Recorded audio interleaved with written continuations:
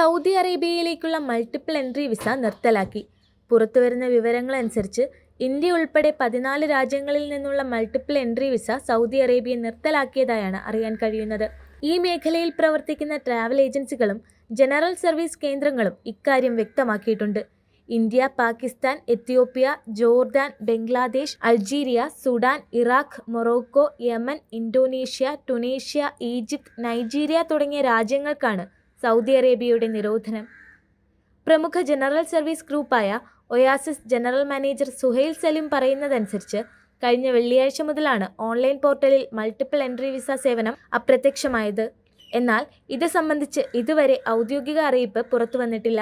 എന്നാൽ പാകിസ്ഥാൻ ട്രാവൽ ഏജൻസികൾക്ക് സൗദി വിദേശകാര്യ വകുപ്പിൽ നിന്ന് ലഭിച്ച മറുപടി മെയിലിൽ താൽക്കാലികമായി മൾട്ടിപ്പിൾ വിസ സംവിധാനം നിർത്തലാക്കിയതായി വ്യക്തമാക്കുന്നുണ്ട്. വേനൽക്കാല അവധി കണക്കുകൂട്ടി കുടുംബത്തെ സൗദിയിലെത്തിക്കാൻ കാത്തിരിക്കുന്നവർക്ക് വലിയ തിരിച്ചടിയായിരിക്കുകയാണ് സൗദിയുടെ ഈ തീരുമാനം. ഔദ്യോഗികമായി സ്ഥിരീകരിച്ചിട്ടില്ലെങ്കിലും മലയാളികൾ അടക്കമുള്ളവർക്ക് വലിയ നിരാശയായിരിക്കുകയാണ് നിലവിലെ സൗദിയുടെ ഈ തീരുമാനം.